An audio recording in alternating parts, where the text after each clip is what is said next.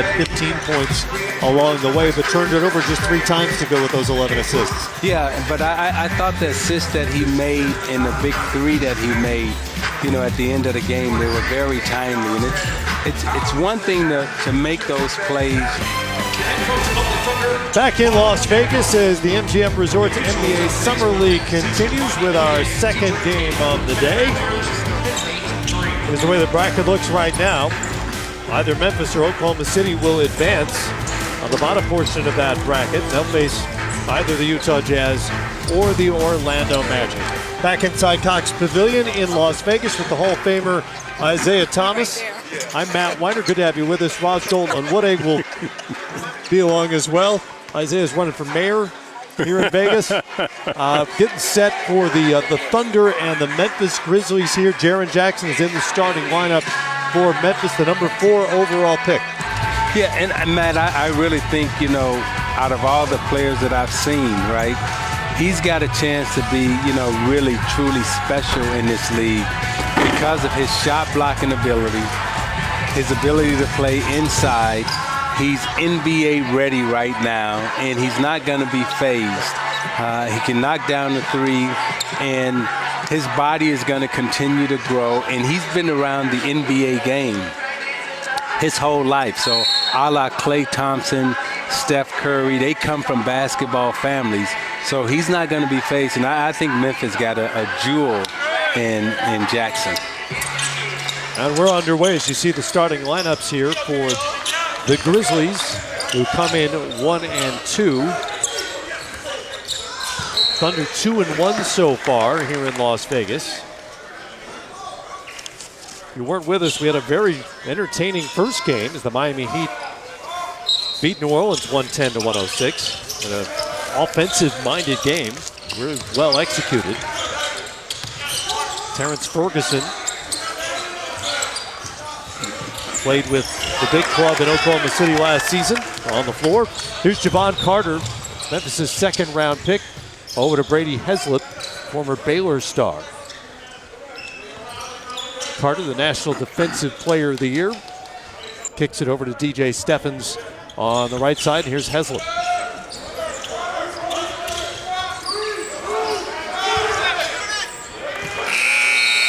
Shot clock ran out on Jaren Jackson Jr. and the Grizzlies. OKC gets it back with Ferguson handling, wearing number 23.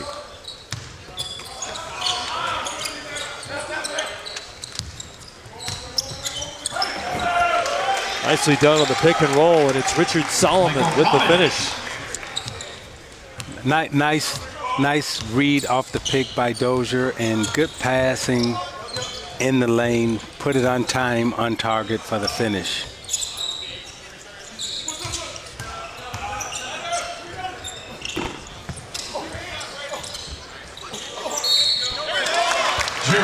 There's Jackson going to work on the boards for Memphis. And this is where Jackson, I think, will be a monster in our league because he's such a good offensive rebounder. He's been coached by Tom Izzo, so he knows how to play underneath the basket, around the basket. He blocks shots, he rebounds, and then he's got a nice touch from the foul line and also from the three-point line.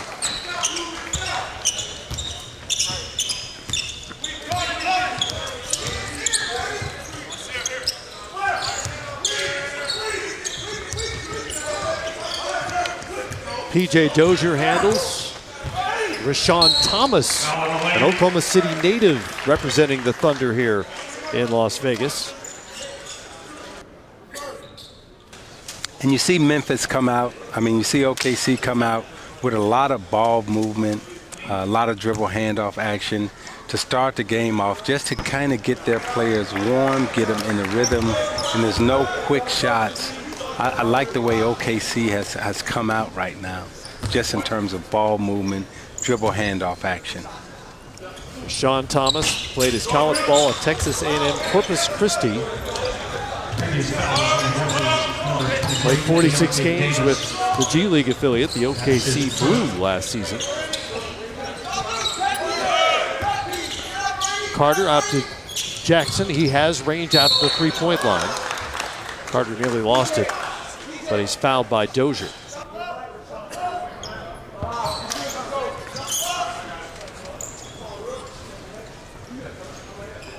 And what we saw last game was two fluid offensive teams that came out. Right now, we don't see as much fluidity from Memphis or OKC in terms of scoring the basketball and handling the basketball. No, I'd say we see a little more defensive intensity as well out of both sides. Yes. As Carter settles for the deep two, and that's twice already that the Grizzlies have come up against the shot clock here.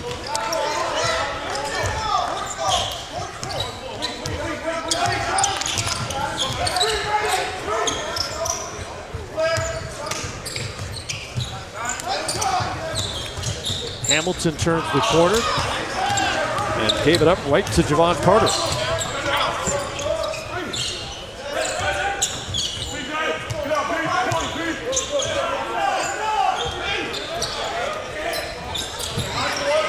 Turnover by the Grizzlies, turnover right back. Stephens is fouled by Michael Cobbins.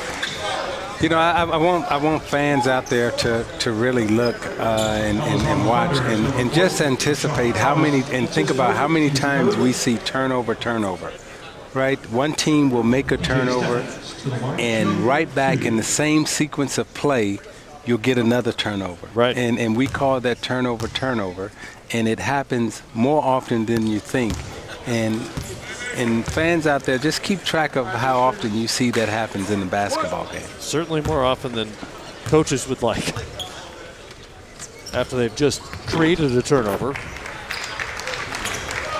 Got to protect that thing. You want to get a good shot down every time.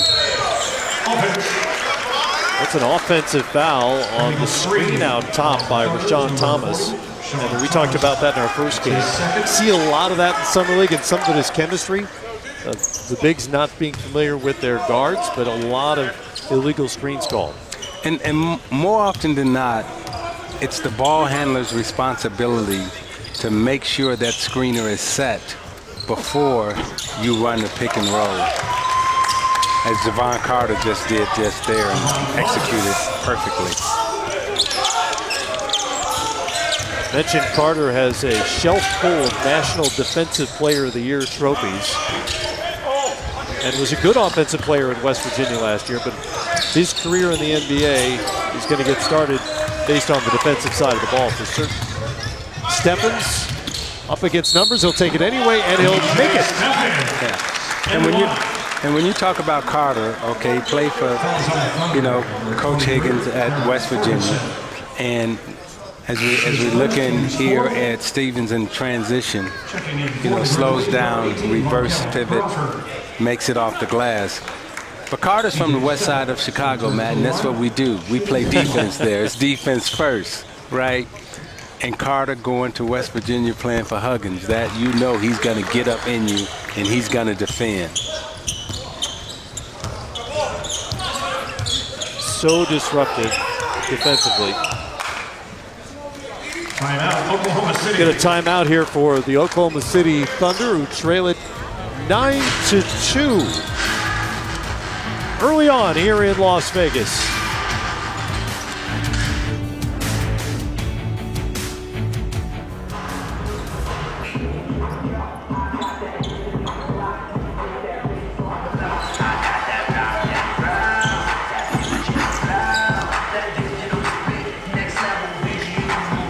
Back in Las Vegas, Roz Golden-Woode is alongside. Let's hear from Roz. Thanks, Matt. OKC's Deonte Burton, he's the one wearing a protective mask over his face. He actually suffered a nasal fracture just a few days before Summer League at practice, but he's already overcome much more than a broken nose in a journey to the NBA that's been far from easy. Guys, in college, he had a slow start at Marquette, then transferred to Iowa State where he had a breakout season. But he then went on to be undrafted and still went overseas, played in South Korea, dominated there. He became the league's foreign player MVP. And now all that hard work pays off because he just signed a two-way contract with OKC. It seems not even a broken nose will slow down his determination. Come a long way to be stopped by a mask. That's for sure. There he is, getting set to come in the game. Carter hit the bucket on the other end for the Grizzlies, who now lead it 11-4. The Korean League is fascinating, by the way, because, and I believe this is still the case, for years they would hold their draft for foreign players here in Las Vegas based on essentially a one-day tryout. You'd have a bunch of guys in a room playing pickup ball with scouts in the room. They'd have the draft immediately afterward. Oh, wow. And sign players on the spot. Those evaluators must have really believed in their scouting ability. It's amazing, right? I mean, because we spend years scouting players and evaluating, and they do it in did you say one day? I mean, I assume they had some intel on the players ahead of time to know what they were getting into and why they were inviting them, but there's nothing like it that I've ever heard of for any other league. You've got international scouts all over Las Vegas watching these guys because they've got to find guys who are not going to make NBA rosters for their teams in Australia or Germany or the Philippines or wherever around the world. Well, that's the only league that I'm aware of that conducts a tryout of that sort. I wonder if they're just under some type of time crunch in terms of when their season starts and how quickly they have to get an American player to come over and join their roster. I don't know the answer to that. Most foreign leagues have limits on the number of American players they can have.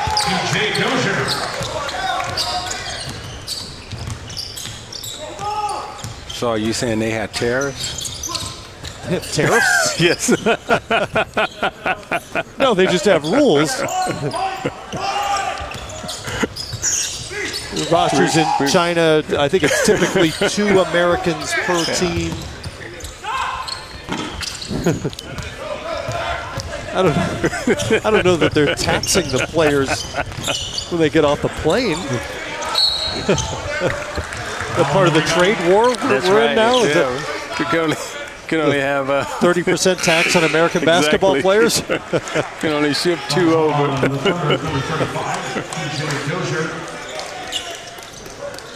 And it's his second personal. Adam Mazare, the head coach for Memphis.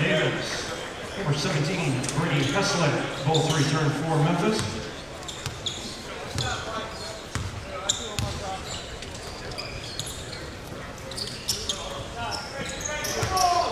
Ivan Crabb has it for Memphis and is headed to the rim, and easy two. Crabb has NBA experience with the Grizzlies. 36 games as a rookie last year, started a handful, and averaged about 5.5 points per. He is defensively breaking things up, and Deontay Davis comes down with it.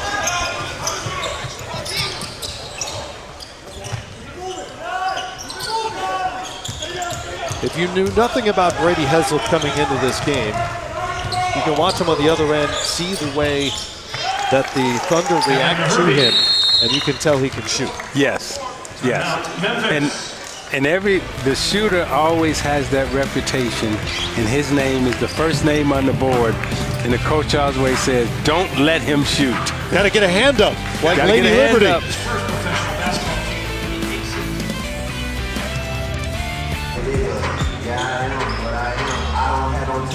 Mark Daignault and the Oklahoma City Thunder trail it here by 7 in the early going in Las Vegas. You'd probably like to see his team hold on to the basketball a little more. They've turned it over 6 times in the early going.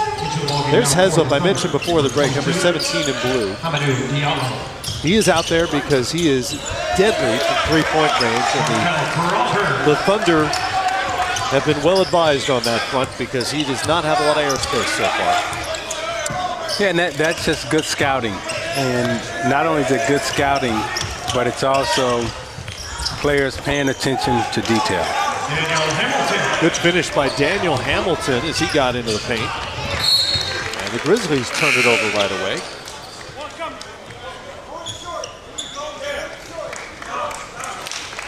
Brandon Goodwin into the game for Memphis out of Florida Gulf Coast.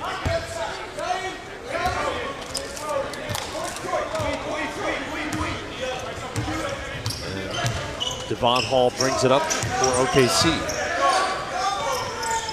Hervey will try the three. Hervey for three. Kevin Hervey knocks down his first bucket of the game out of Texas Arlington. There's Heslin. Spent a couple of different years in the G League. Shot 48% from three-point range. And we talked about earlier how well these young players and these players in particular have come into our league and are shooting the ball with such great accuracy behind the three-point line. That was Markel Crawford knocking down the three from Memphis. OKC doesn't have the answer. Grizzlies come back with it. 2 minutes. Grab for Crawford, moving without the ball. Setting up a three all over the boards. It's Davis with the putback for the Grizzlies. They had a couple of bigs over there, could have gotten to that one. And not a white jersey in sight. There's Burton, that masked man out of Iowa State. To Hall, who's moving without the ball. Devon Hall with the bucket as he got away from the Grizzlies. Yeah, good penetration by Burton and also able to find the cutting player. And as we see, you know, the pace of the game has picked up a little bit in terms of shooting and scoring. Crawford's scoring touch has picked up a little bit as well. He's got 7. Here's Hervey. He's already knocked down 1 3. Can't get the second. Hessel brings it up for Memphis with a minute to go in the first quarter. Gives it up to Crawford, who ran into Burton. Got to be giving up 50 pounds to Burton. Yeah, maybe a little more. You know, I was never one of those guys who works at the carnival who could guess the weights. So right. I actually have a friend who did that once. Did that for a while. Burton looked like he's pretty well put together, and he's carrying a couple of more pounds than a lot of people out there on the floor right now. Goodwin's listed at 6'2", 180. Not sure he's that big. Hervey showing off the three. Goes to the mid-range there.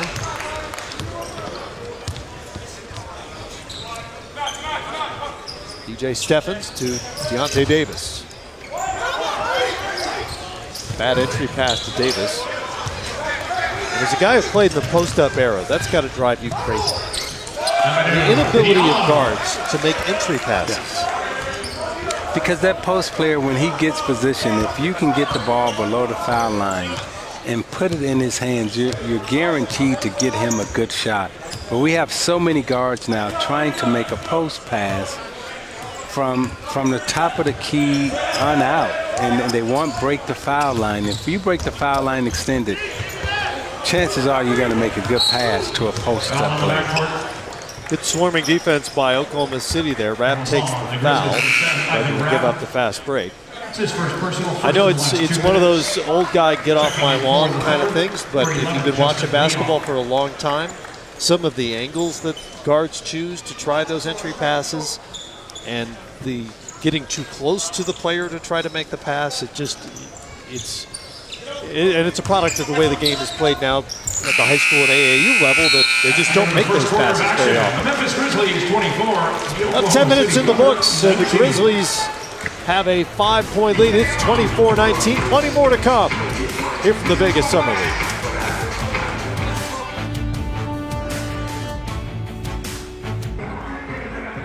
Welcome back to Las Vegas Summer League. I'm Roz Goldon-Woode, and I am joined by Memphis Grizzlies head coach J.B. Bickerstaff. And J.B., first of all, no more interim. It's your time now. I was just curious, what are the first things on your to-do list, and what is this era of basketball in Memphis about? The first thing, was putting a group together as far as the coaching staff. There's a lot of guys out there that, we took looks at, we interviewed, but I think, the most important thing is the continuity that we found in the group that we have.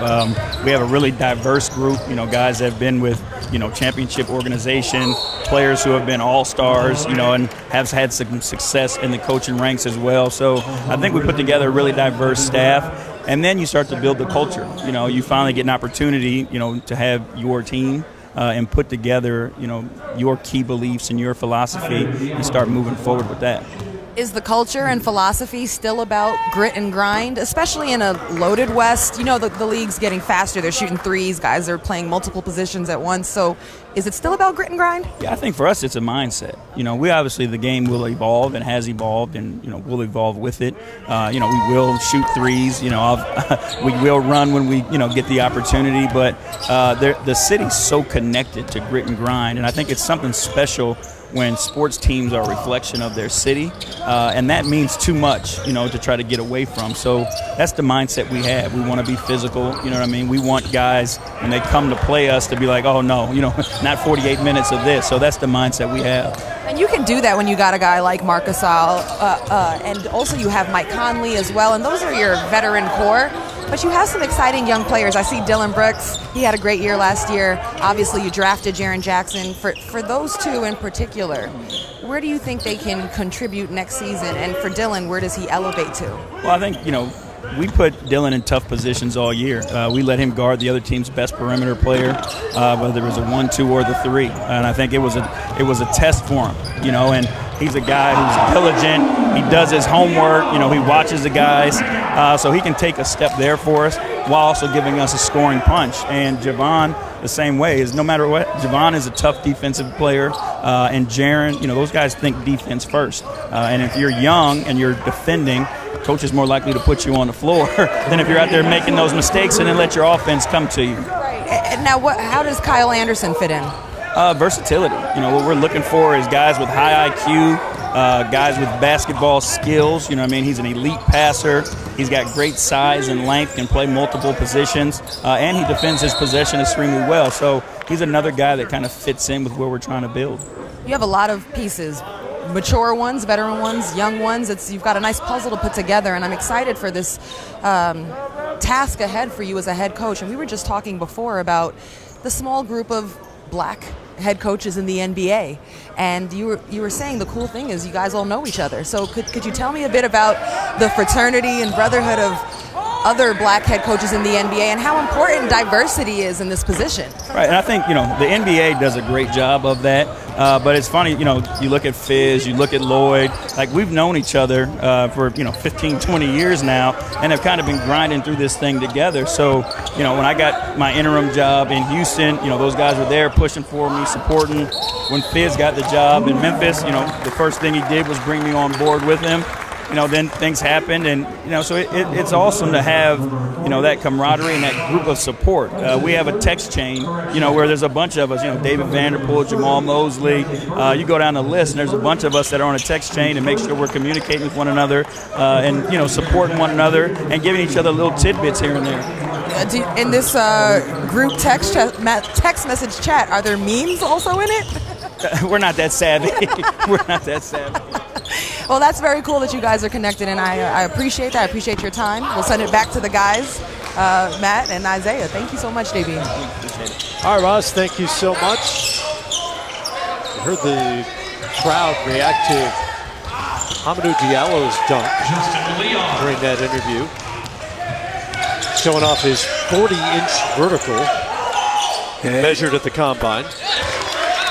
Yeah, it's nice when you have that type of athleticism, and you know, and it's nice to see you know, a coach like, you know, Coach Bickerstaff get the opportunity, you know, to really start from scratch, because he's been one of the coaches in the league who's always been an interim, and he's always been given a team at mid-season that's been failing. And it's good to see that he's been rewarded where he can have a fresh start from zero with a team of his own.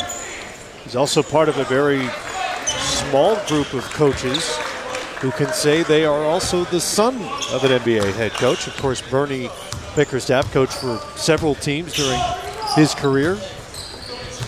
The Kyle Anderson signing, to me, you know, some players just seem to fit certain places, and that one makes perfect sense to get. Crawford with the three-pointer. He's got 13 now.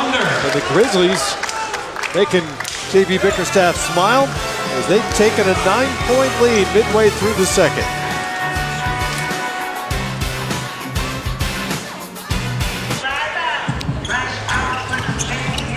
Back in Las Vegas, where the Grizzlies lead 33-24. 13 quick points for Markel Crawford, including 3 of 3 from three-point range.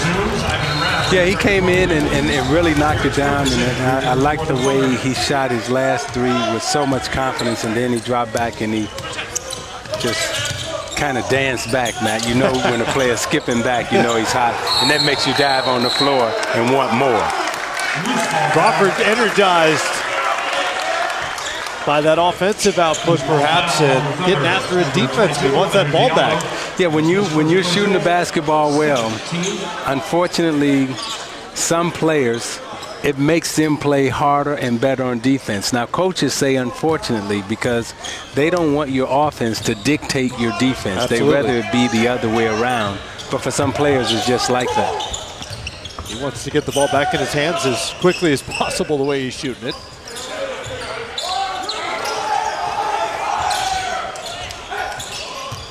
Here's Jaren Jackson, the rookie out of Michigan State. Gotta love that little lefty half hook.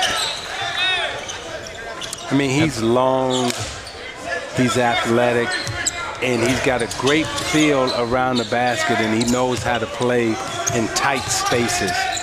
First double-digit lead of the game for either team. Grizzlies up by 11. Now Jackson has range out to the three-point line, like so many bigs do these days.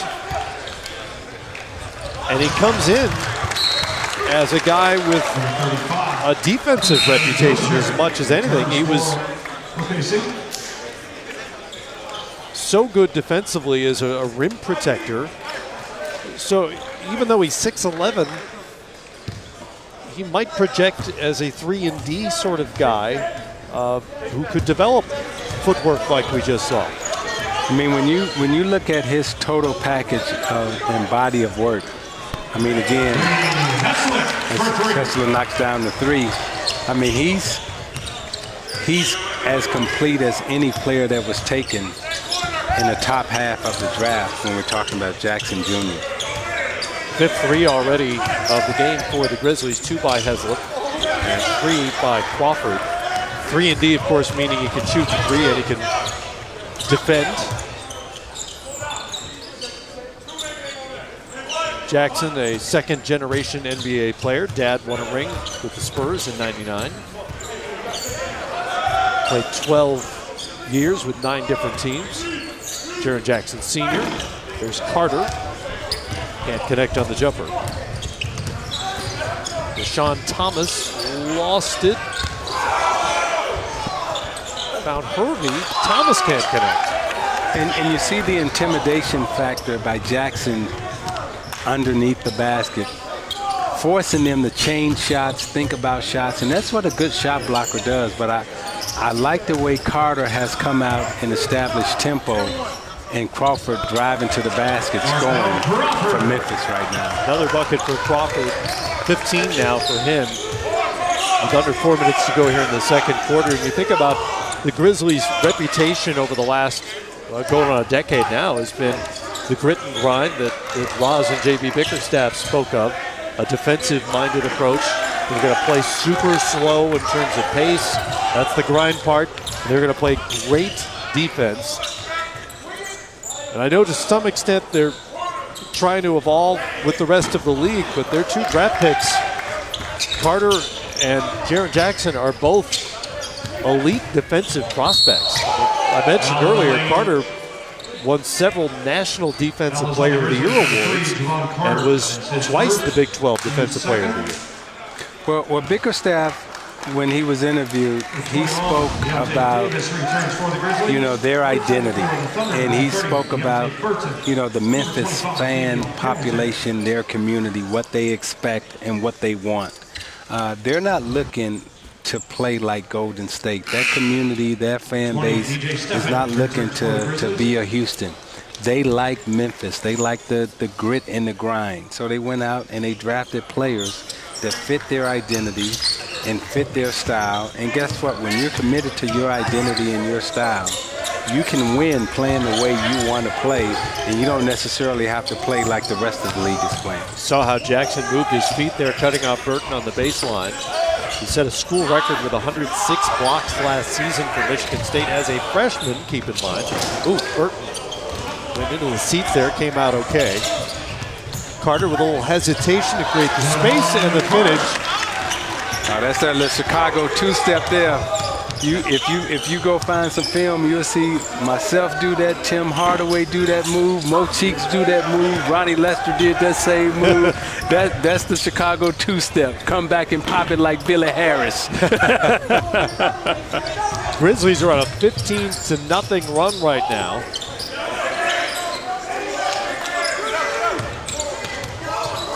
Ferguson out to Burton. Diallo will try the three. It's off the back rim and Heslop had it. By the way, I misspoke. That was Thomas who went into the seats a moment ago, not Burton. Either way, came out okay. That's the good news. Lots of good news for the Grizzlies so far. They've taken an 18-point lead here late in the second. Timeout, we put timeout.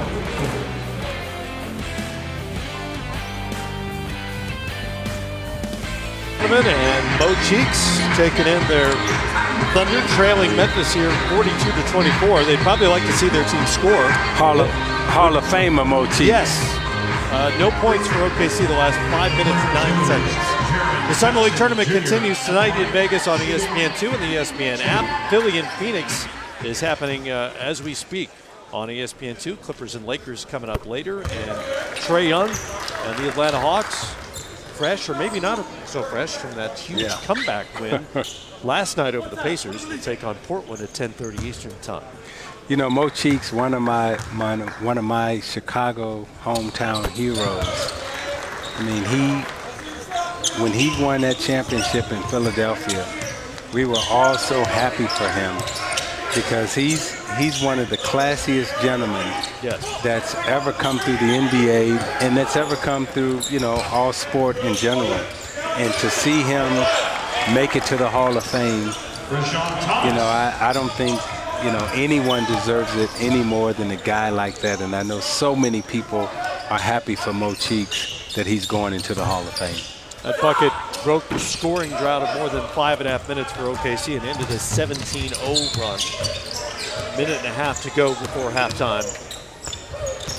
As Hamilton drove, couldn't connect on the pass. Jackson to the left hand. Won't go. Burton. Jackson got a hand on that. Great recovery by Jaren Jackson. Yeah, I mean, Jackson's a shot blocker, and not only is he a shot blocker, he's a contagious shot blocker. And what I mean by that, you see he and Davis now, they play off of each other in terms of their defensive shot blocking ability. So when you have two guys like that on the floor, it is hard getting into the lane as these OKC guards are finding out. It's interesting, you don't hear that very often about shot blocking. You hear about shooting being contagious, passing the ball being contagious, even bad free throw shooting. Yes. We've been told is contagious throughout a team, but I've never heard anyone say shot blocking.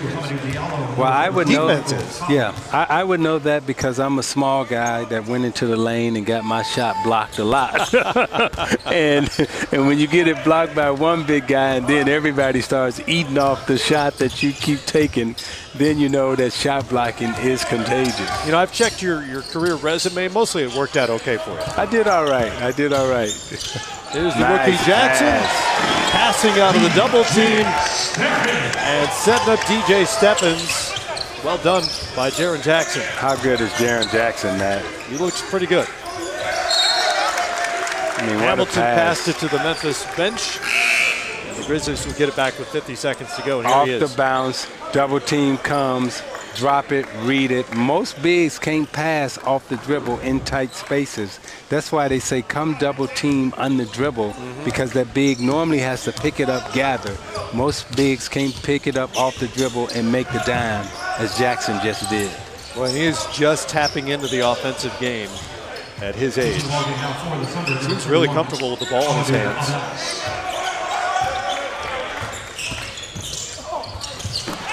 Good awareness as well. Lee with the alley-oop dunk. Jackson has good awareness as well to clear the area so the guard could drive. That's just knowing how to play. Hamilton will try the three. It's off. Back comes Memphis. And no shot clock on. As we wind down the first half. Memphis is really executing and playing well. I would say to the OKC coach, he better try to get on that group chat that Bickerstaff is on. Well, that didn't fall. OKC shot just 35% for the half. Memphis outscored the Thunder 24-8 in the quarter, and they pull away to take a 21-point lead into the locker room. After the break, Jaren Jackson Jr. and his conversation with Maria Taylor when we return.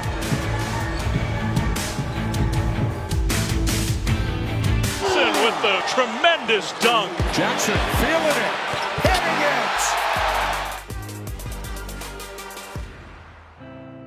it. Your dad's NBA career kind of goes in hand with you growing up. What do you remember about his playing days professionally? Not much. I was crawling a lot, most of it, in like the back room and a little playpen. But I know, when I get to the house, I see his jerseys hanging up.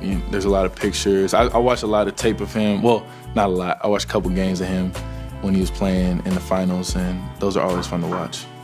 What do you notice about his game?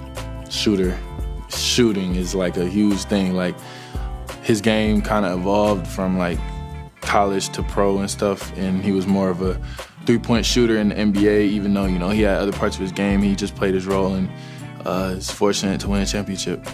What part of your game, if any, resembles your dad's game?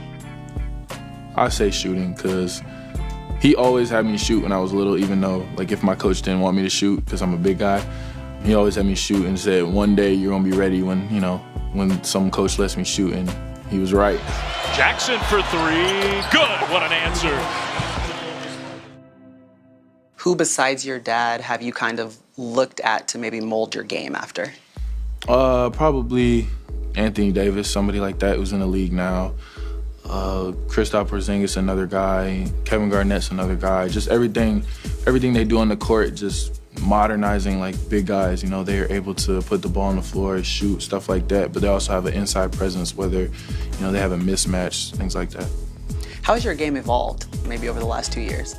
Probably I'm more aggressive. I wasn't really much of a scorer when I was younger, and I was really passive. Because I played with a bunch of great players when I was younger that are doing great things now even, and I was like, man, like there's gotta be something else I can do. So I decided like block shots, and I kept doing that, but now I think I added like scoring in different parts of my game.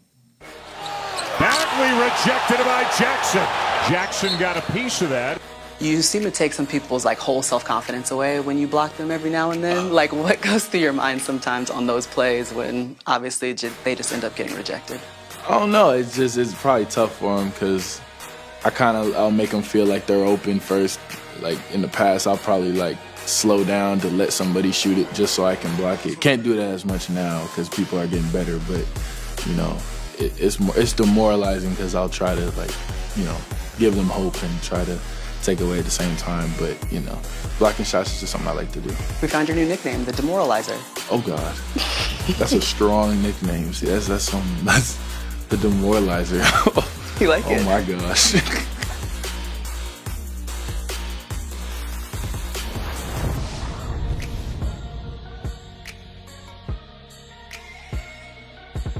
Las Vegas, the Grizzlies outscored OKC by 16 in the second quarter. They take a 21-point lead into the second half. Back here with the Hall of Famer Isaiah Thomas, Bosgold, and Woody on the sideline.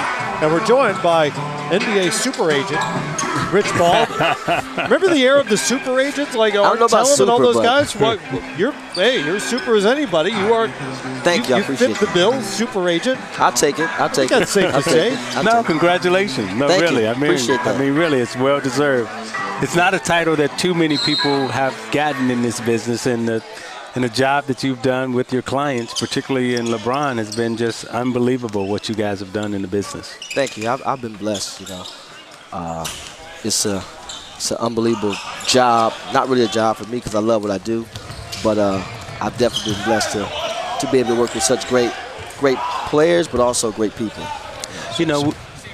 We talk so much about LeBron, But let's talk about Ben Simmons right now in terms of some of the rookies that you've got and even some of the players that you've brought in. You know, what has been your secret to success in terms of talking to these young players and also having the influence of LeBron?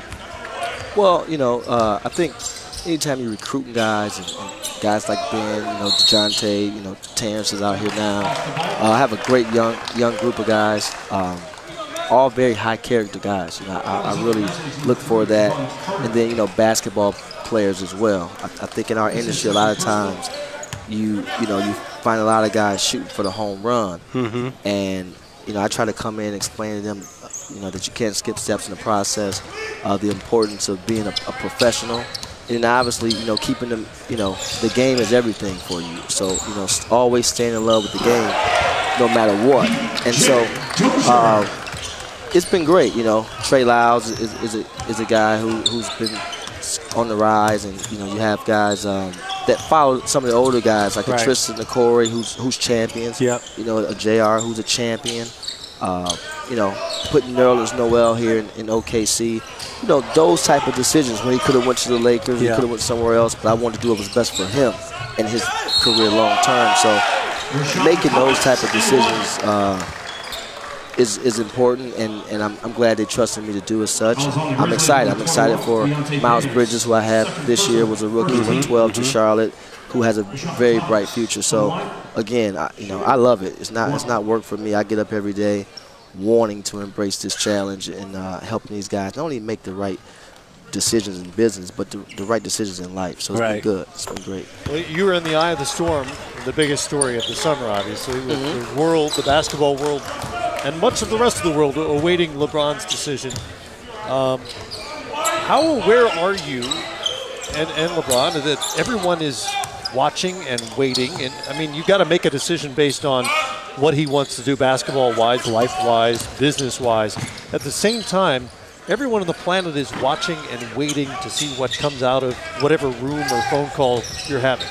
Yeah, you know, I'm very aware. I try to do things very expeditiously, but while at the same time making sure what's important for us first is taken care of. So I'm never rushed. Anytime I'm doing something, you know, anytime I'm in a negotiation or make a decision in free agency, I never try to be rushed. But I do have the respect for not only my peers, but just for the industry, you know. And when you have a guy such as LeBron who's in his 16th season and still considered the best player in the league, you know, I personally don't take that for granted. I understand how it works, and you know, and it's a brotherhood. You know, these guys, 450 players in the league, they all have a job to try to contain. So, you know, for us, obviously we wanted to do what was best for him, but I knew what was behind that and the importance of doing things the right way. And so that's why I handled it the way I did, you know, with the teams that wasn't involved, maybe had a chance to be involved, and then ultimately the team that landed them. You know, they say experience is the best teacher, and I look at the exit now from Cleveland after winning a championship, after going to 4 straight finals, and the letter that Dan Gilbert sent out this time, thanking LeBron for being there, thanking you guys. It seemed like there was more of a relationship that happened, that you guys were able to mend fences and stay friends. And I'll let you answer that after the break when we come back. Just stick with us. We've got an 11-0 Thunder run to start the quarter. We'll be back from Vegas with Rich Paul after this.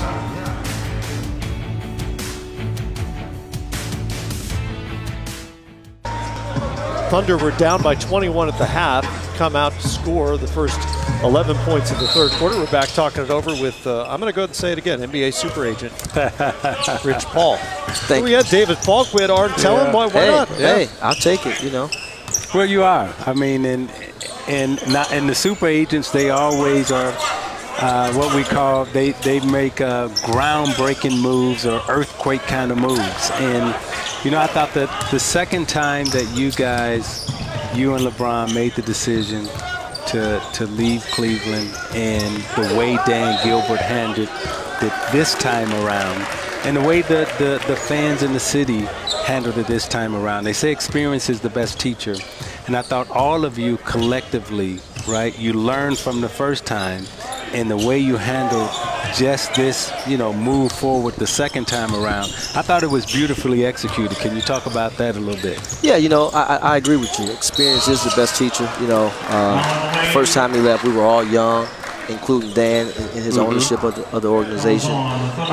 But this time around, look, they had an incredible 4 years, and Dan was one of those owners that you love to be in business with because he did exactly what he said he would do. He kept the talent around, and they accomplished the goal, and broke what was the 52-year drought in bringing the championship to Cleveland, and no one can ever take that away from them. And so we were very appreciative of that. Yeah. And so, as it pertains to his stint in Cleveland, Ohio will always be his home. The fans there was amazing, and we've had a great run there. And so he moved on, and now it's on to the next chapter for him, and he's excited, and I'm looking forward to it. So you're right, experience is the best teacher. It was great. We all learned, and I'll continue to support those back with the Cleveland organization, as they were all professional and very, very understanding and fun to work with. It was a great time. So you got the best player in the league, and now you got the rookie of the year in the league in terms of Ben Simmons. So you got, when you look at what's happening in Philadelphia, right, and kind of the seismic shift that's happening in Philadelphia and the earthquake that's going on there. Okay, how do you manage Ben in this situation? What are the things that you're saying to him about his greatn's going forward. Again, you know, I've been as we look at his stats, right? First. You know, Ben's a special player, man. He really is. I think what separates him is just his IQ. He has an unbelievable feel to be such a young guy in the league, and you can see that when he's on the floor. And you can bat that with being 6'10", you know, and just his ability to make things happen on the floor. And so what I try to express to him is, you know, not to to dive too much into your successes, but continue to work. You know, you cannot skip steps in the process, and I've seen it. How do you keep a guy like him humble? How do you do that? Well, you know, from an agent's perspective. You know what? I don't sugarcoat things. There's no yes environment as it pertains to anyone that I represent, and that Clutch Sports Group. We don't do that because, again, if you create those bad habits in the NBA environment, then it's also going to hurt you in life. So there's no yes environment. We don't sugarcoat things. We don't hold punches. We hold everybody accountable. It don't matter what your salary is, what your status is in the league. You know, that goes for John Wall to Eric Bledsoe to Ben Simmons on down to a guy like Terrence Ferguson. You just see finish on the other end of that play. So I like the play-by-play in it. I come from that.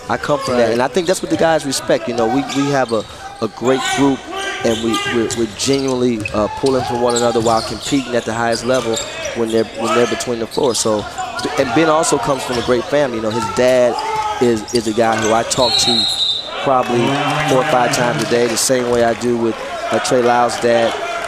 And he understands it. He played professional basketball. He didn't play in the pros, but he played over in Australia. And so having that support, you know, Ben comes from a great family, and he knows he has to work. And just like any kid, you know, he has his times where, you know, he may slack a little bit here and there, but he knows the importance of getting better. And now it comes with expectation. Right. You Rookie of the Year, you got the big shoe contract. You know, when the league marketed things, they mention you. That comes with expectation, you know, and so you have to be prepared for that, and just stay in love with the game. I tell all these guys, if you stay in love with the game and continue to work on your craft and perfect your craft and understand what it's like to be a pro. Some guys just get in the gym and just work. You got guys that's worried about, when I'm getting my next deal. And I said, listen, there's no brand in this world that's going to pay you the money that your organization can. Yeah. So why would you take time away from being in the gym getting better to sit in an amusement park for 4 hours and get sunburnt to do what? For some headphones, you know, or to you know, don't worry about that. Worry about being the best player you can be, and everything else will follow. You'll have so much in front of you that you won't even want that stuff anymore. And we've seen it. Yeah. You know, I've seen it time and time again. So we try to express that we don't focus on that. We focus on the game. Yeah. And we keep it there. So. In terms of LeBron's decision-making process and yours as a team, you've heard all the speculation about what went into it and that he was, targeting LA from the get-go because of business interests, the production company, and everything else. What struck me is different about this time around versus the Miami situation was that was kind of a ready-made team. Clearly, there was a coordination with Chris Bosh and with Wayne to come together as a trio and make that a championship caliber team. Whereas in LA, there's less of a ready-made situation. You've got young talent there that has potential, but not the other superstar that was built into the equation, kind of baked into the decision. So I don't know if you can quantify it, but in terms of where the priorities were basketball-wise, business interests, lifestyle, etc., how did that work? Well, to be clear, no one really knew what we were doing and what we wasn't going to do. There's a lot of speculation out there. Of course, yeah. We don't have sources, For those that do talk to myself, I gave them as much information as I could. But for him, it was just a basketball decision. I think it was one of the biggest challenges this year. When he went to Miami, it was about winning the championship. When he came home, it was about delivering a promise. This one, you really had no footing. It was basically about what he wanted to do and what made him happy. And he earned that, being in his 16th season. You don't have athletes in your 16th season, you're the #1 free agent. No. That don't think that's ever happened. No, normally in your 16th season, they're trying to push you out of whichever league it is that you're playing. Or you're a complimentary veteran. Yeah, or you don't take a get step to your down, 16th or you don't get there. Exactly. So my advice to him was, do what makes you happy. Let me do my job in helping you understand the landscape, and you tell me what's important to you. And so I had his board ready, and the teams that he looked at. And for guys like Ben Simmons, it was the reason why he looked at Philadelphia, but ultimately he chose the Lakers. And there was no, people say, well, it's about movies, it's about this. It's LeBron James. He's already a global entity, so it wasn't necessarily about that. Now, obviously, if that's what you're into and you're on that platform, it enhances it because everyone's there. But that wasn't part of the decision to go to that. It was it's a challenge. I thought this was the biggest challenge, going to a place regardless everyone thought it was going to be because this guy went or that guy went. No, and he made the decision to go, and so we'll see what happens. He's excited. I think they're excited, and that's all that matters in that regard. What advice would you give to young players coming into the league? Who are coming in with their friends. And they're looking at their friends and trying to say, we want to be the next Clutch. We want to develop, have business relationship, business partnership. Because what you guys came in and did was something revolutionary. Now, I'm going to interrupt you. Okay. Because that's part of my job. Okay. Because we're going to a break. It's 59-47. You have more in you? I do. Yeah. All right. I'm fine. Rich Paul hanging around with us. Grizzlies by a dozen. That's actually a great question. Back in Las Vegas, Grizzlies up by a dozen. We're here with Rich Paul. And before the break, Zeke was asking about kind of the blueprint for what you guys have done, which, as far as we can recall, is unprecedented in the NBA, maybe all major professional sports leagues, where a group of friends has built this business empire, starting with one of their guys. How does that work? And all of you came in young, inexperienced, and not knowing the NBA agent landscape. How did y'all learn how did you learn, and then how did you get on it? Well, I think first and foremost, it's very seldom you have a guy who wants to empower the people around him. And then you have to have the guys who want to do the things that it takes to, absorb that empowerment. You got guys who want to be a part of the lifestyle, and you have guys who want to create an avenue and work so they can live and maintain a certain lifestyle. And so for us, our thing was, we wanted what was best for him, but we also wanted to grow as well. And I think that what all the young guys have to understand is in order to be Rich Paul, to be Maverick Carter in year 16, you have to be willing to be us in year 1. Right. Yeah. You know, that's very important. And so it's one thing to want to be compensated. It's another thing to be capable, and it's another thing to be capable and also execute. And so for me, I was the only one that wanted to be an agent. Right. And so when I went and worked at Nike and learned the shoe business, I was a sponge, you know, Zeke. You know, I talked to you several times. I talked to guys in every organization that were lower level guys, and they're now general managers. You know, I had those conversations. You know, I just continued to work towards what I knew I wanted to be. And then when I got an opportunity to work at a separate company, I wasn't satisfied with having that job. Right. And then I enhanced that. And then when I decided to go on my own, you know, everyone said, oh, well, it's based on LeBron, and then, which now you can see it wasn't. Yeah. And then it went from that to, well, you know, maybe he owns the company. And then the league says, oh, well, he don't do that either. So now it's what? So, you know, the next thing is going to be, well, you know, he wear white after Labor Day. Right. It's like, so you can't really, I would say to all the young people, you know, you just have to continue to persevere and continue to push and also know what you don't know. We're going to run out of quarter here in a minute. Before we let you go, biggest mistake you've learned from in this business? Or most important mistake, whether it was the biggest or not? Well, I mean, I think there's wealth even in the depression, right?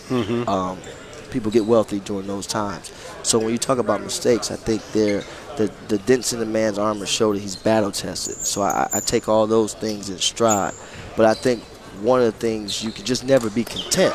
Yeah. You know, you can never be satisfied. And, you know, I was getting text messages when the picture went out the other day on Twitter when LeBron signed his contract. He said, man, smile. I said, yes. That just shows you I'm not satisfied. Right, you know, I'm continuing to push. You were very serious looking. I'm a very serious guy, you know, and you have to be when you know, I come from the Glenville community inside Cleveland, Ohio, and many guys in my position don't make it, not just out. They don't even make it to this level. Yeah. So I never take that for granted. I'm glad I can be example to the young guys coming up, and hopefully there's a guy who comes up and he's better than Rich Paul, you know. And I get so many kids and so many young guys and even older guys in our business that say I'm such an inspiration, and so that's what's important to me. Continue to push, continue doing things the right way, and continue to help guys make not only business decisions but life decisions. You know, I was in Eric Bledsoe's wedding, and he's a guy who didn't even know if he was a pro. Yeah. And so for me to be a part of that, that's what's important to me. And so, like I said, I love it. I embrace it. You know, I love dealing with the families and the guys and seeing them grow from young men to husbands. Yeah. And, you know, and making their own decisions. So it's great. You know, it's a great position to be in, and I'm looking forward. I'm not going anywhere anytime soon, so I'll be around. I'll be around. Not with your client list. No. Well, You've been an inspiration to a lot of young people, and the way that all of you have handled yourself and conducted yourself on the world stage and have become, you know, some of the biggest players in our game, you know, from the agents to the players. The inspiration that you provided to the young players coming up, you know, has been remarkable. So, you know, stay strong and keep doing your thing, and we root for you, and we root for more people like you. Thank you. And I'll say one thing, you know, Randy Mims don't get a lot of credit for what he does, and he's very important to what we do for all of us. We all have our separate entities of business, but a guy like Randy, who you can strive to be, he has an unbelievable Rolodex, and it's very important. And so, you know, a lot of times you see the articles written and he's not mentioned, but he is important to us and what we do. Rich, so, great to see you. Thank you, Matt. Congratulations. Thank you, good to see you. Continued success. Appreciate it. Super agent, Rich Paul, Clutch Sports. Getting things done, making things happen. We're back with the fourth quarter after this. Super agent.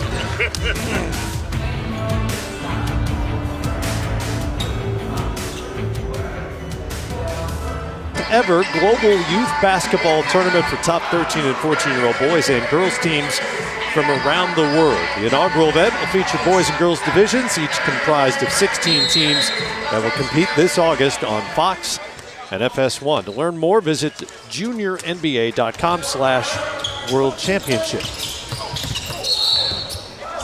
Well, we're speaking to Rich Paul. The Thunder cut into what was once a 21-point Grizzly lead by winning that quarter by 10 points. And so it's an 11-point advantage for Memphis as we begin the fourth. You know, Matt, one of the most frustrating things for a coach and also a player, we don't know why it happens, but you'll always get a big lead, and for whatever reason, you let up and you don't continue to play the way that you play to get the lead. And coaches fight against it, players fight against it, but inevitably it always continues to happen. Yep, ebbs and flows. See it in games throughout the season. I thought Oklahoma City came down and played exceptionally hard the first few minutes when they scored the first 10 or 11 points of that third quarter. And then it was kind of even the rest of the way.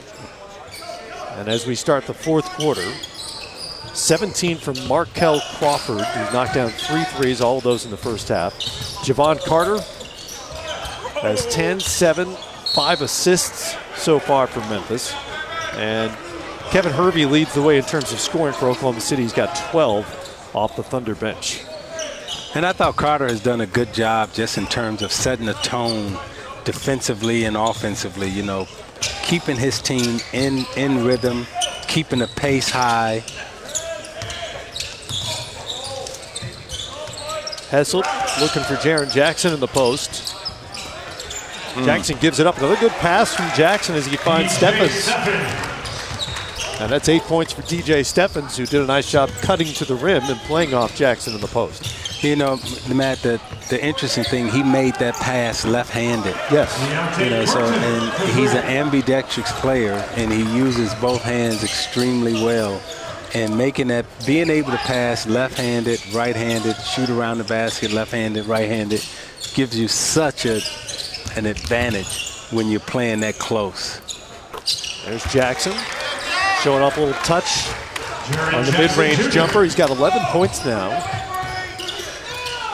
That was his second assist of the afternoon as well. Carter to Heslop.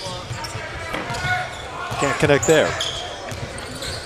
2 of 8 now from three-point range. And Jackson flies in with the finish for Memphis, and the lead is back to 14. Deontay Burton draws the contact from Jackson on the other end as Oklahoma City quickly gets it back down the floor. Now watch this left hand leads him right to a basket. I mean, that is just right on time. And then you got the little right-handed, you know, 15-foot jump shot. So being able to use both hands equally well around the basket, being able to pass, dunk. I mean, he's the real deal, Matt. The real deal. 6'11", freshman of the year and defensive player of the year in the Big Ten last season. And young for his class. Won't turn 19 until September. Did you say he won't turn 19?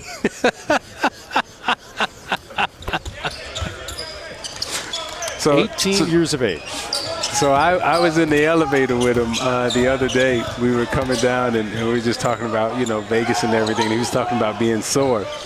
And he said, but I can't go out with any of my teammates because he said, I was standing at the casino table the other night and they kicked me out because I was too young.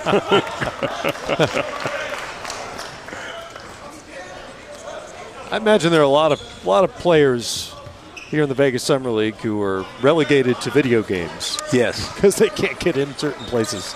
And nowadays, the players are happily relegated to video games. Yeah.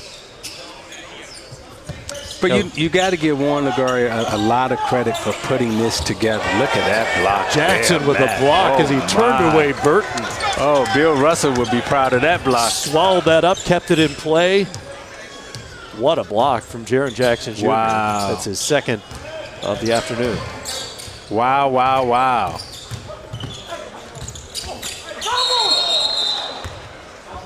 Travel is the call. I mean, look at the timing and watch as he extends. You know, he blocks right-handed and left-handed. I mean, I'm just, you know, they asked me a while ago, who did I think would be the best player 10 years from now out of this draft class? And I said, I think Jaren Jackson Jr. is going to be the best player out of this class when it's all said and done. Isaiah, it's funny you bring that up because someone had asked Jaren Jackson's dad, Jaren Jackson Sr., if he thought his son would be the best of the 2018 class, and he was not able to say that that was definitely the case, but what he was able to guarantee was that he's going to be a part of a winning team. He said his son, he's a winner. He said he truly believes his son will have an NBA championship ring. Considering the way that he plays the game, he feels he's destined to. And his father, you know, won a ring with the Spurs. And you see him playing the defensive end. You see him get those blocks. You know, he's already playing both sides of the ball. So he said, my son's a winner. You know, Roz, if history tells us anything about NBA family legacy, you know, you look at Klay Thompson and you look at Michael Thompson, both champions. You look at, you know, Steph and Dale. While Dale did not win the championship, you know, he had a very prolific career. And you look at, you know, Jackson Sr. and Jackson Jr., and you would have to say that, you know, I can't disagree with Jackson Sr. in terms of what he's saying about Jackson Jr. Because when you look at, you know, what's happened with the league, with families who have had NBA players in it.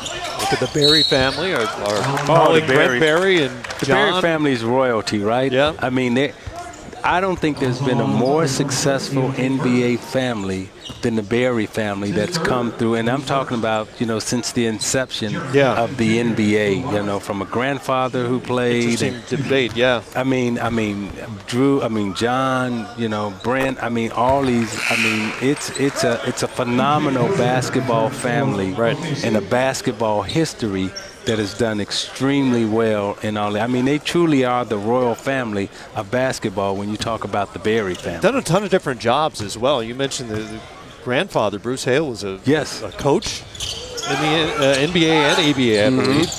And, of course, Rick Barry, for younger viewers, you don't know Rick Barry's career. Look at his scoring numbers. Yes. Just phenomenal numbers. Brent and John both had great long careers. Brent won a couple of titles as well. They both excelled in broadcasting as well. How about the Walton family? Bill, Luke is a head coach with the LA Lakers. Another family I like, the Holiday family. The Holidays now have three brothers in the NBA with Aaron. We saw Aaron play with the Pacers yesterday here. So I mean that's what's happening with our league now. You have the sons of the fathers who are, you know, coming into the league. They're well trained. They understand. You know, they didn't grow up as rough as probably their dads did, but they got better training, right? Yep. They got better nutrition. They got better understanding of what the game is all about. And not only that, they've come in as worldly, you know, as opposed to being kids just from the neighborhood. These are worldly. When you look at the Holidays, right?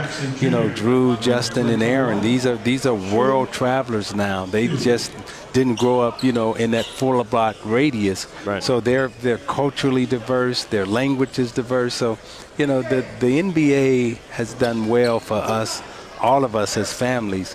But those who have brought sons into the league, and eventually we'll have daughters as coaches and referees one day into our league.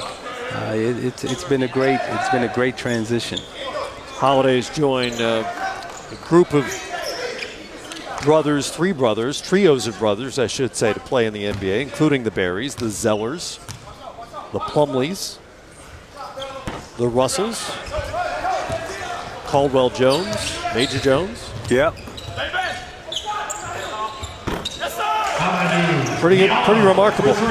With the second generation guys, it just strikes me that it has to be an advantage to grow up around the game and NBA players and the environment. 100%. And just not be overwhelmed by all that if you have the talent to reach the NBA. Well, you know, we talk about privilege and underprivilege. And, you know, when you look at the NBA royal families who have had success, right?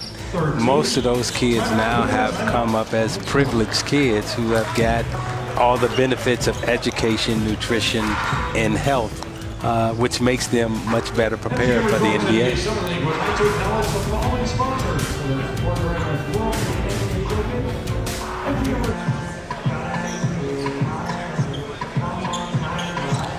The Summer League tournament continues tonight in Las Vegas on NBA TV and the ESPN app. Spurs in Milwaukee coming up at 8 Eastern Time. Then Utah, Orlando. OKC, PJ Dozier cuts the lead to 7 here. It was once 21. If you're just with us, Grizzlies led by 21 at the half, in fact. Well, OKC cut into it in the third quarter. There's Jaren Jackson. Give him 16 now. Well, when they need a bucket, Matt, they know who to go to. Terrence Ferguson spun, couldn't get it to go.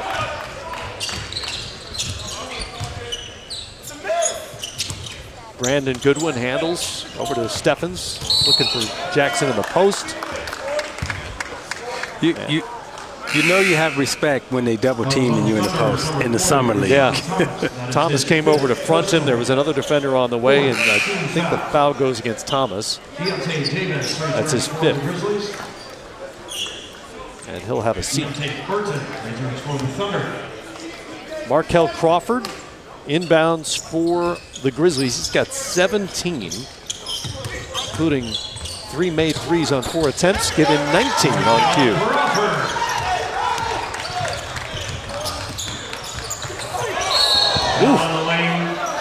Deonte Davis came in to defend it. Otherwise, PJ Dozier had an idea there. Yeah, he had a big idea, and if he doesn't get fouled, we'll be showing that highlight on ESPN all night because he was up there high, Matt. He's going to shoot 2. As Smitty would say, high. He was up high.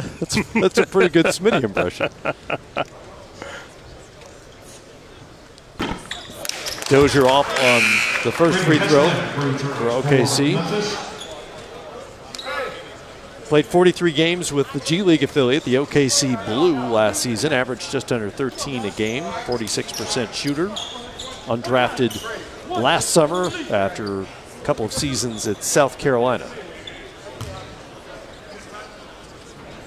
Here's a pressing question I've been asked.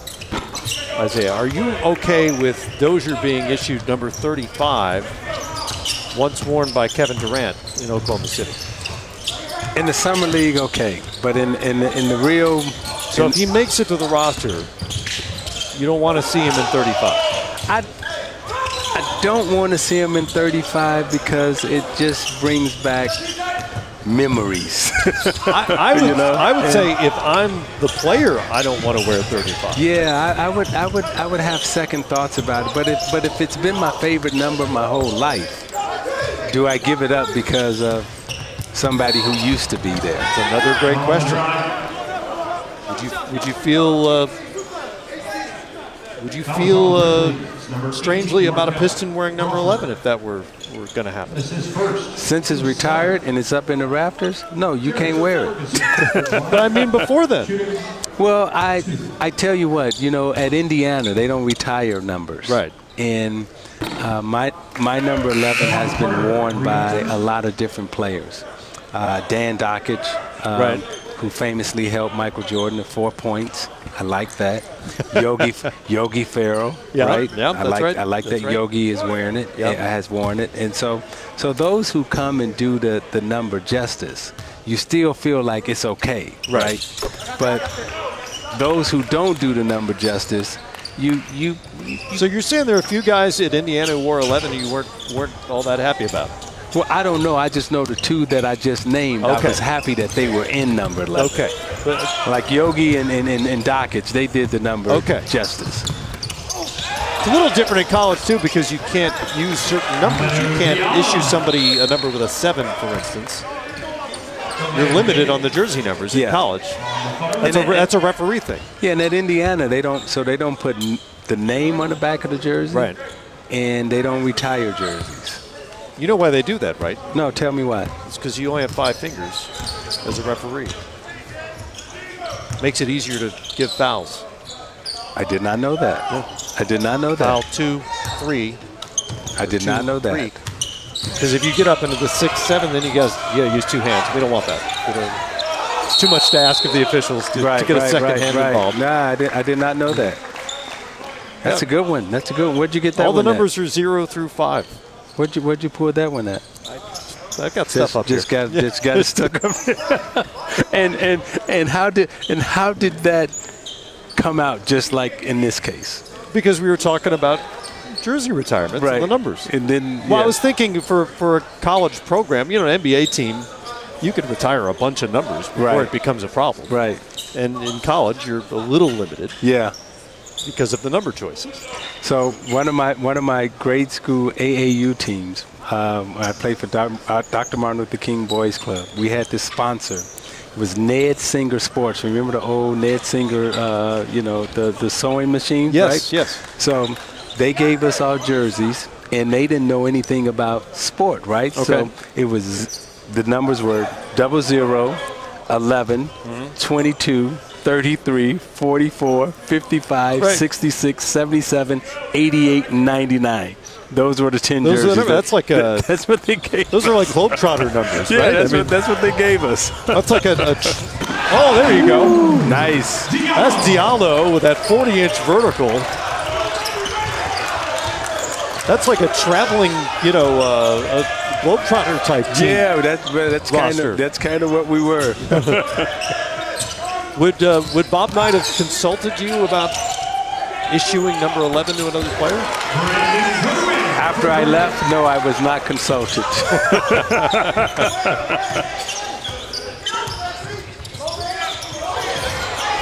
Javon Carter in the open floor.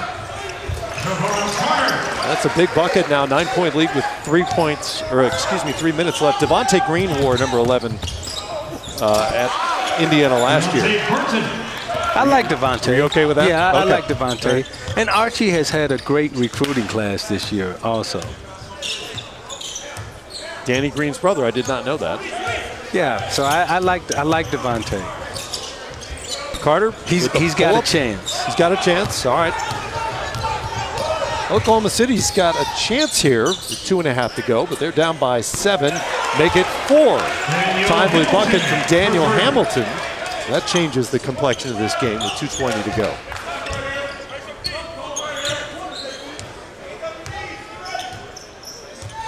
What have you thought of the way Javon Carter has handled this team today? I like the way he's handled the team. That, as I said, he came out early. He set the tempo He set the tempo on the defensive side of the ball and offensively, and just in terms of pushing it. And we see OKC these last 5 minutes, they've gone to a small lineup, so they're playing the three-point line and they're driving, getting to the basket, and they're trying to take Jackson out of the game. The Grizzlies has done a good job of keeping Jackson in the game, and Carter has done a good job of making sure that he keeps the ball down low. OKC on the move here. It's Diallo with the bucket, but work to do with under 2 minutes to go.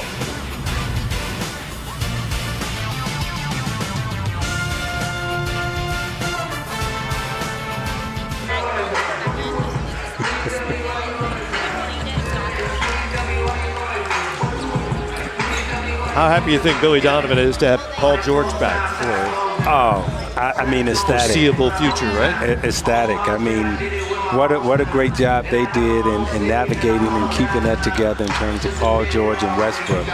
And just when they thought the sky was falling, he steps on stage at Westbrook's party and he goes, "I'm here," and that makes it all work. And OKC, we know, Matt, they are known for finding talent and getting talent and developing it. Now, can they hold on to what they get? Right. When you look at Presti, I don't think there's been a GM in the league that's ever drafted 3 MVP players. You Yeah. know, he drafted, Westbrook, he drafted Durant, and he drafted Harden, Now, there probably hasn't been a GM that's lost 2 MVP players, too. But at the same time, you can say, I drafted him, so therefore, I got the chance to lose him, too. But, historically, he's done a great job in terms of talent evaluation. Well, only one of those he traded away. The other one he couldn't do anything about. He still lost it. He still lost it. But you can say, I had it. Right? He did. I don't think there's another GM that can say he had or drafted 3 MVP players in a span of 5 years. And now, Paul George in the fold. The question is, what happens with Carmelo Anthony? It's been widely reported that they're talking about a trade, mostly to get out from under the weight of his contract and the salary cap implications. With taxes, that could be a $300 million payroll if he were to be on that roster when the season begins. And he's reportedly willing to waive the no trade, and has had discussions with the Rockets for one, perhaps the Lakers as well, see about where he might play next. And then the question is, for Oklahoma City, you brought these guys all together last summer with mixed results, but now you no longer have a big 3 as Thomas gets the and one bucket in a game that has just tightened up here with 1:16 to go. Thomas goes to the free throw line. Got Davis up in the air. OKC hasn't led this game since 2-0. Crawford returns for the Grizzlies. They can get within 2 here. But now what is Oklahoma City if Carmelo's not on the roster? How good is that Thunder team moving forward? Well, as we talked about, Presti's good at finding young talent and developing it. What's interesting is, and this is how tricky time is in terms of your decision making, because losing Harding was a $5-6 million decision, and now you hear 8-10 years later, and you say I'm willing to have a $300 million payroll when you didn't want to pay $6 million just to keep it all together. But that's just how fast our league has grown. Well, and that's how important decision making is in terms of timing and projection and understanding. And the cap has shot up significantly in that time. The TV revenue, I believe the new TV deal was done after the Harden trade. So all the projections went crazy, and we had that bonkers summer 2 years ago where teams were handing out 8-figure contracts like lollipops. And so they say timing is everything, right? And well, you can see a lot of those contracts from 2 years ago don't look great right now around the league for their teams. That's wiped away by Jackson, his 3rd block of the game, and keeps it a 2-possession game for the Grizzlies. Foul before Crawford passed that ball. Again, the shot blocker, he blocks that with his left hand, right? And earlier we seen him swat one away with his right hand. Most bigs only block with one hand. With a, very rarely do you find a player that blocks with left and right. I mean, so when you talk about a rim protector and a defensive player, I mean, he's a dream to have. Even good shot blockers, that's usually the case. It's whatever their dominant hand is. As Crawford knocks down the free throw, give him 20 on the game now. And the Grizzlies lead it by 5 with 44 seconds to go. Now a 6-point lead. Memphis in good shape here, 87-81. After giving up a good chunk of a 21-point lead to make this a little uncomfortable, feeling pretty good with under a minute to go.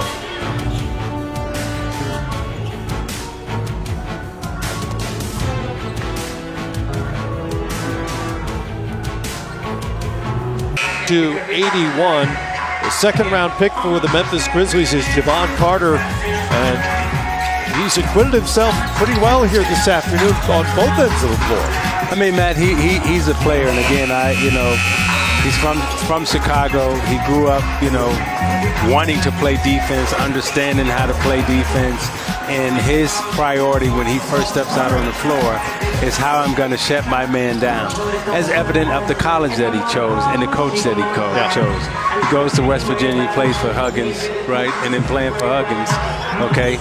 You know, he does his thing, right? And so he is put his fingerprints all over this game tonight offensively. 16 points, 8 rebounds, 8 assists. He's been the guy who's really controlled the show. Now, they'll want him to cut down on the turnovers. He's got 5 of them with those 8 assists, although in Summer League, as we've discussed, the chemistry isn't there. They're not always necessarily on the point guard, even if he records them. But there's a lot to like about Javon Carter. And he comes in with that defensive mindset that is something to build on. Well, you just don't get defenders of that quality roaming around the earth. Yeah. Well, he may not be perfect for Golden State. Right. And what Memphis has done, they've identified the type of player they want. Right. He's perfect for Memphis, right? Tony Allen is not perfect in Golden State. Sure. But in Memphis, he's perfect. So when you look at Javon, when you look at Carter, you look at Tony Allen, both these guys from the west side of Chicago, and this is the mentality that they come with, right? That's how they play. That's how they were taught to. So he can step right in and give them the same thing that Tony Allen was giving them from a defensive standpoint. And Carter, as Oklahoma City is off on the 3, Carter reminds me of one of those point guards that were everywhere around the NBA 20, 25 years ago, who would come and press your starting point guard 94 feet if they have the opportunity. You just don't see that very often these days. But, you know, he could be that kind of pest defensively right away. Well, you got one that's sitting in the stands next to Billy Donovan right now, assistant coach, Mo Cheeks, who's going into the Hall of Fame. And that's how Mo Cheeks played. Again, so I keep saying this is Chicago style.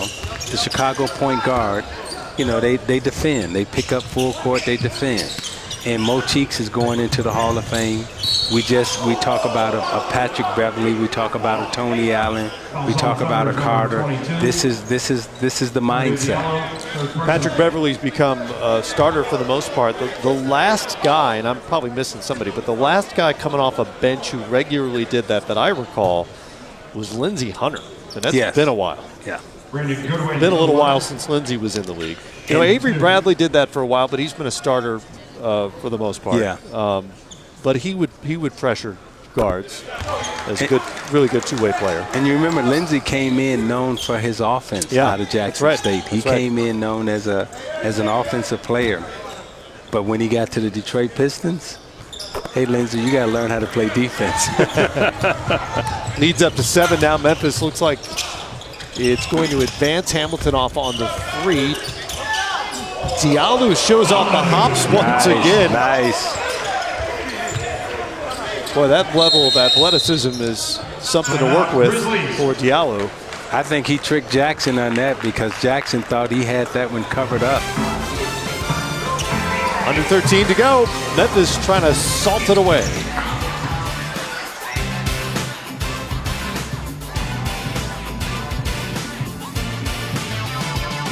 What you can do. Show the team what you can do, and everything should be fine.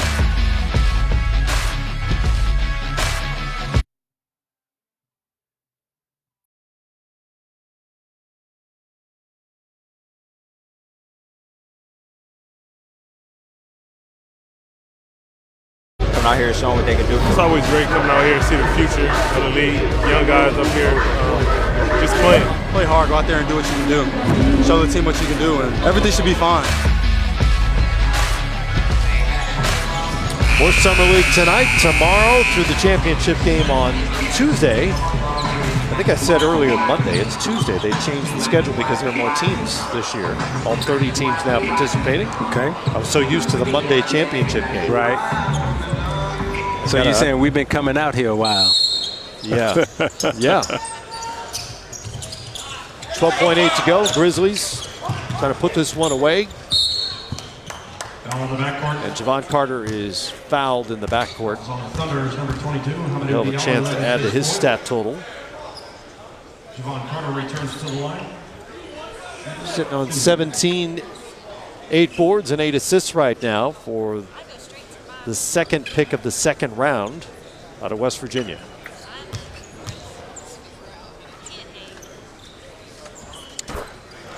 Well, I know there'll be a lot of family members making that drive on I-55 from Chicago down to Memphis. Down to Memphis, that's to right. watch this young man play. I've spent quality time on I-55 myself. Oh, yeah, because we had to hit St. Louis there, right? That's right. Carter now with 19.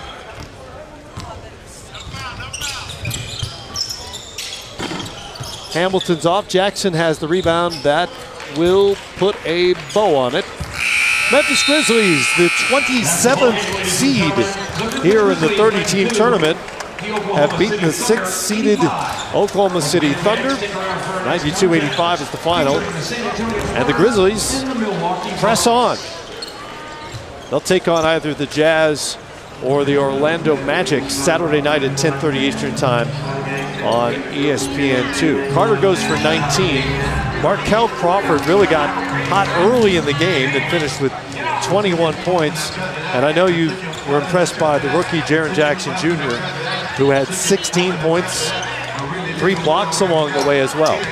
Yeah, he's just really solid, Matt. And not only is he solid, he understands, again, how to play in tight spaces. You know, he's ambidextrous. He can block with both hands. He can shoot the basketball. He can finish around the rim. And, you know, if you can project and imagine him 3 years from now, what type of player he's going to be, he's just going to be one of those special kind of players that is coming out to our league. Well, here's a little look at Jaren Jackson Jr.'s afternoon here. 5 of 10 from the field. He did attempt a 3. He has three-point range, or at least did collegiately. Got to the free throw line 11 times, knocked down 6 of those. 16 points, 6 boards, and I mentioned the 3 blocks. Yeah, and like you say, he got to the free throw lines. That's big. Oh, let's send it over to Roz with Jaren. Jaren, we are live. Are you ready? I'm messing with you. Jaren, as you continue to play in Summer League, and also as the intensity of this tournament now starts to pick up, what are you finding helps get you rhythm offensively at this level? Just being patient. You can't force it. I think at times, you know, I find moments in games where I'm forcing it, or I'm taking bad shots and not letting offense come to me. But if I just relax and play my game and share the ball and everything keeps moving through the offense, you'll get good shots. Do you ever feel like that on the defensive end? Because you had 3 big blocks, and it feels like you're committing to something that's making you successful. That's what we all commit to. It's defense. That's what we're known for as a team, and that's our staple. So I'm supposed to help the guards if they get beat, and they're supposed to help me by not getting beat. So it's the same thing.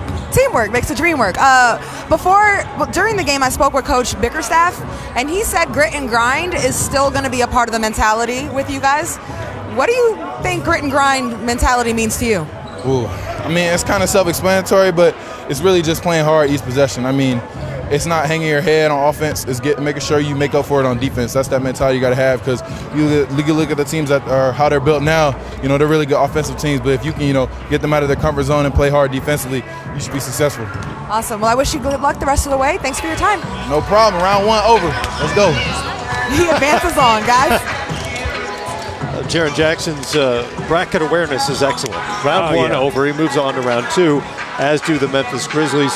Well, what impressed you about Memphis here this afternoon? Well, the thing that impressed me about Memphis is their intensity defensively, and Carter, the way he set the table, right? And then you got Jackson, who finished underneath the rim.